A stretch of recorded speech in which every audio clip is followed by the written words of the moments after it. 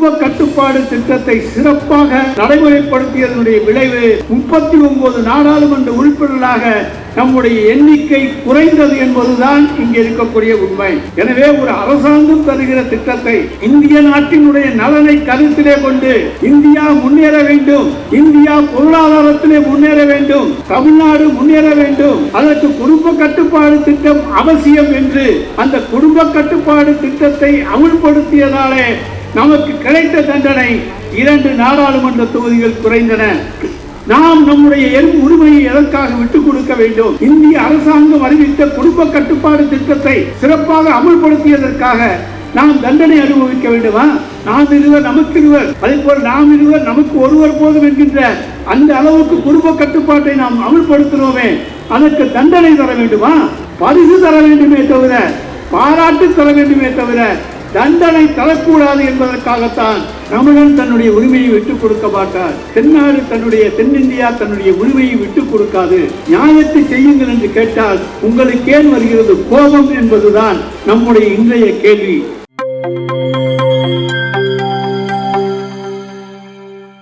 India முழுவதும் உற்று நோக்குகின்ற ஒரு மாநிலமாக தமிழ் மாநிலத்தை உருவாக்கி இன்றைக்கு எதுவாக இருந்தாலும் தமிழகத்திலே இருந்துதான் புறப்பட்டாக வேண்டும் என்கின்ற நிலைப்பாட்டை தமிழனின் குரலை உயர்த்தி பிடித்திருக்கின்ற ஒரே தலைவராக விளங்குகின்றவர் நம்முடைய மாண்புமிகு தமிழ்நாடு முதலமைச்சர் தலைவர் தளபதி அவர்கள் ஆவார்கள்.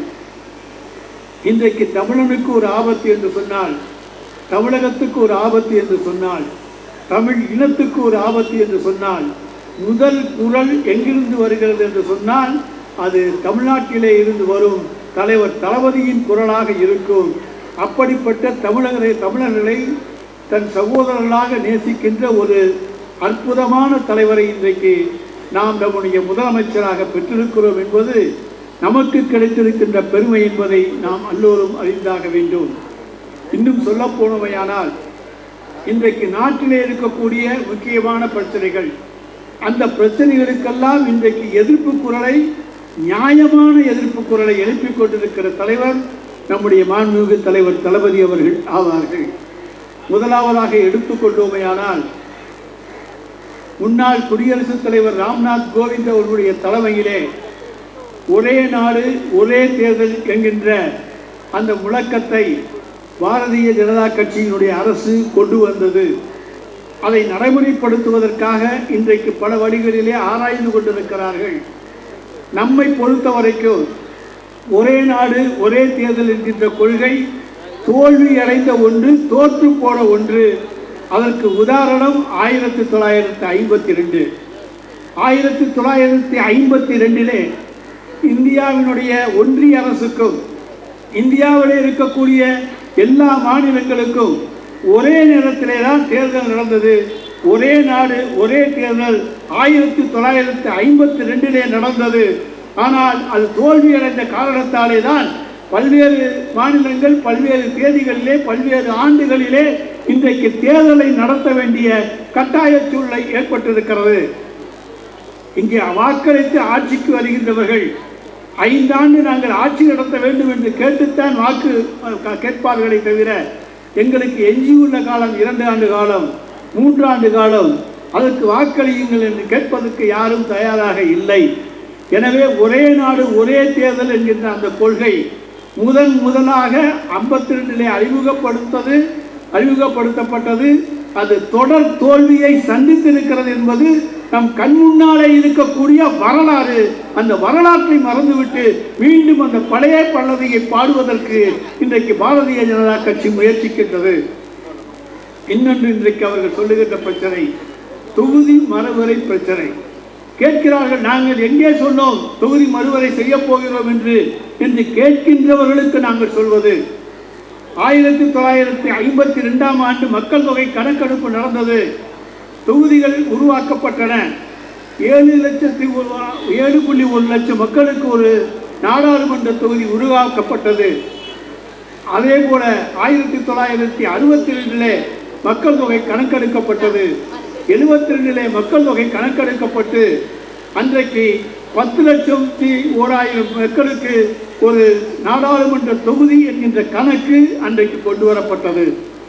ஆனால் தமிழ்நாடு 41 நாடாளுமன்ற உறுப்பினர்களை கொண்டிருந்த தமிழ்நாடு குடும்ப கட்டுப்பாடு திட்டத்தை சிறப்பாக நடைமுறைப்படுத்தியதனுடைய விளைவு 39 நாடாளுமன்ற உறுப்பினர்களாக நம்முடைய எண்ணிக்கை குறைந்தது என்பதுதான் இங்கே இருக்கக்கூடிய உண்மை. எனவே ஒரு அரசாங்கம் தருகிற திட்டத்தை இந்திய நாட்டினுடைய நலனை கருத்திலே கொண்டு இந்தியா முன்னேற வேண்டும், இந்தியா பொருளாதாரத்திலே முன்னேற வேண்டும், தமிழ்நாடு முன்னேற வேண்டும், அதற்கு குடும்ப கட்டுப்பாடு திட்டம் அவசியம் என்று அந்த குடும்ப கட்டுப்பாடு திட்டத்தை அமுல்படுத்தியதாலே நமக்கு கிடைத்த தண்டனை 2 நாடாளுமன்ற தொகுதிகள் குறைந்தன. உடனே திராவிட முன்னேற்ற கழகம் இந்த பிரச்சனையை கையிலே எடுத்து 1971 ஆண்டு சென்சஸ் அடிப்படையிலே 1976 அன்றைக்கு எமர்ஜென்சி காலத்திலே இந்திரா காந்தி அம்மையார் அவர்கள் இந்தியாவினுடைய பிரதமராக இருந்த நேரத்திலே ஒன்றை சொன்னார்கள், ஒரு திட்டத்தை சொன்னார்கள். அரசியல் சட்டத்திலே திருத்தத்தை கொண்டு வாருங்கள். குடும்ப கட்டுப்பாடு திட்டத்தை அமல்படுத்தியதாலே பாதிக்கப்பட்ட மாநிலங்கள் அவர்கள் தங்களுக்கு உரிய பிரதிநிதித்துவத்தை இழக்க மாட்டார்கள் என்கின்ற அந்த உத்தரவாதத்தை தாருங்கள் என்று கேட்டவுடன் அன்றைக்கு இந்திரா காந்தி அம்மையார் அரசியல் சட்ட திருத்தம் 42 கொண்டு வந்து அதன் மூலமாக 25 ஆண்டு காலத்துக்கு இதே இடஒதுக்கீடு, அதாவது மக்கள் தொகை கணக்கெடுப்பு நடந்தாலும் இதே 543 என்கின்ற எண்ணிக்கை, இதே தமிழ்நாட்டுக்கு 39 என்கின்ற எண்ணிக்கை தொடரும் என்கின்ற அரசியல் சட்டத்திலே திருத்தத்தை கொண்டு வந்தார்கள். அது 25 ஆண்டுகளிலே முடிவுறுகிற பொழுது 2001 பாரத பிரதமராக இருந்த வாஜ்பாய் அவர்கள் தலைவர் கலைஞருடைய வேண்டுகோளை ஏற்று தொகுதி மறுவரை செய்யப்படும், மக்கள் தொகை கணக்கெடுக்கப்படும், ஆனால் தொகுதிகளுடைய எண்ணிக்கை குறையாமல் மறுவரை செய்யப்பட வேண்டும் என்கின்ற வேண்டுகோளை ஏற்று குடும்ப கட்டுப்பாடு திட்டத்தை சிறப்பாக அமுல்படுத்திய மாநிலங்கள் தண்டிக்கப்படக்கூடாது என்கின்ற அந்த உன்னத நோக்கத்திலே இன்னும் 25 ஆண்டு காலத்துக்கு அன்றைக்கு கொண்டு வந்த அரசியல் சாசன சட்ட திருத்தம் 42 தொடர்ந்து நீடிக்கும் என்று அரசியல் சாசன சட்டம் 84 திருத்தத்தை கொண்டு வந்தார்கள். அந்த 84வது திருத்தத்தின்படி 2026 டெட்லைன், 2026 ஒன்றிய அரசு ஏதாவது முடிவெடுத்தாக வேண்டும். எனவே முன்னரே விடுத்துக் கொண்டால் தான் வருமுன் காப்போம் என்கின்ற திட்டத்தை தலைவர் கலைஞர் எதற்காக கொண்டு வந்தார்? நமக்கு நோய் வந்து விட்டால் அதை முன்னாலே கண்டுபிடித்து விட்டால் அதை தீர்த்து கொள்ள முடியும். வந்தபின் பார்ப்பது ஒன்று, வருமுன் காப்பது ஒன்று. வருமுன் காக்கின்ற நடவடிக்கையாக இன்றைக்கு நம்முடைய மாண்புமிகு தமிழ்நாடு முதலமைச்சர் அவர்கள் இன்றைக்கு எந்தெந்த மாநிலங்கள் இந்த புதிய இடஒதுக்கீட்டு கொள்கை மக்கள் தொகை அடிப்படையிலே கொண்டு வந்தால், அந்த தொகுதி மறுவரை செய்யப்பட்டால் எந்தெந்த மாநிலங்கள் பாதிக்கப்படுமோ அந்த மாநிலங்களுடைய கட்சிகளை எல்லாம் அழைத்து, பாரதிய ஜனதாவும் வரமாட்டாங்க, மற்ற கட்சிகளை எல்லாம் அழைத்து நாம் நம்முடைய மாநிலத்தின் உரிமைகளை காப்பாற்ற வேண்டும், டெல்லியிலே நம்முடைய குரல் ஒலிக்க வேண்டும் என்று சொன்னால் நமக்கு போதுமான எண்ணிக்கையிலே நாடாளுமன்ற உறுப்பினர்கள் இருந்தாக வேண்டும்.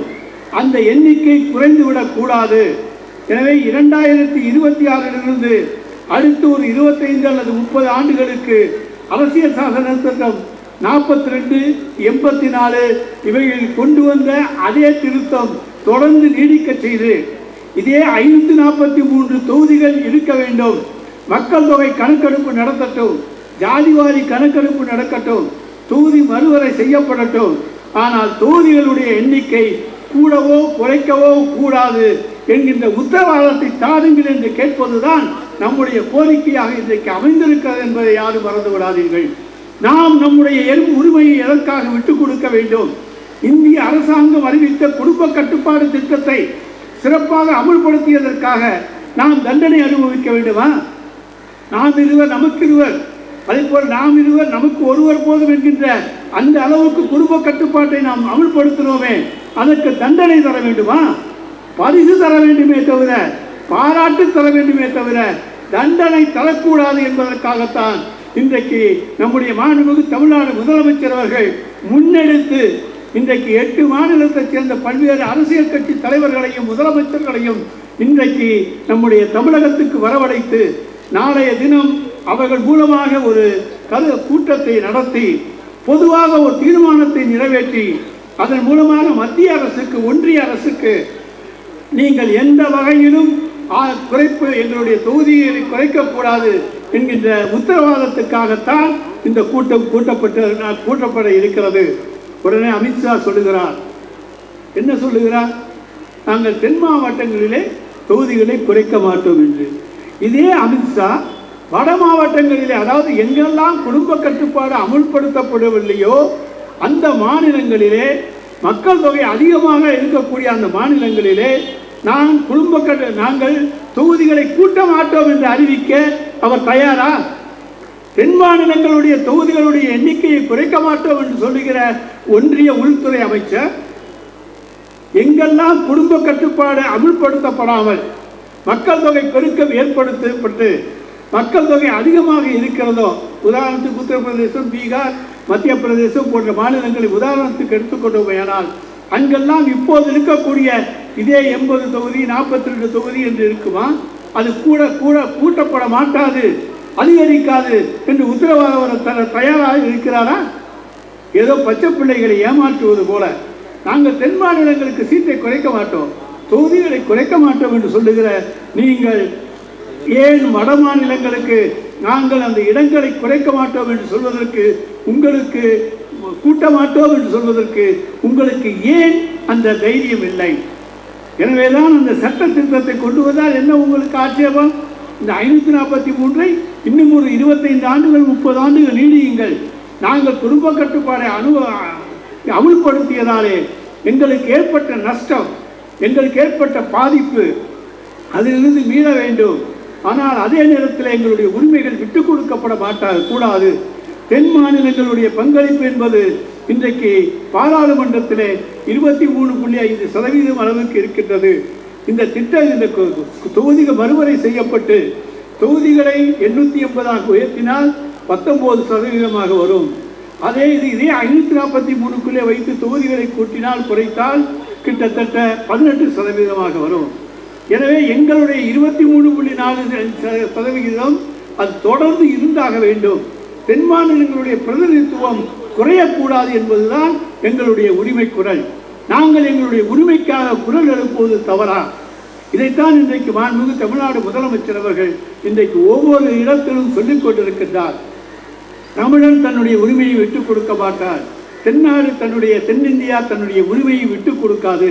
நாங்கள் உங்களுடைய நல்ல திட்டங்களை அமுல்படுத்தியதாலே ஏற்பட்ட பாதிப்புகளை நிச்சயமாக அதனால் ஏற்படுகிற நஷ்டங்களை நாங்கள் ஏற்றுக்கொள்ள மாட்டோம். எங்களுக்கு வேண்டியது நியாயம், நியாயத்தை செய்யுங்கள் என்று கேட்டால் உங்களுக்கு ஏன் வருகிறது கோபம் என்பதுதான் நம்முடைய இன்றைய கேள்வி. இதைத்தான் இன்றைக்கு நாடாளுமன்றத்திலே நாம் இன்றைக்கு தொகுதி மறுவரை குறித்தும் போராடி கொண்டிருக்கின்றோம்.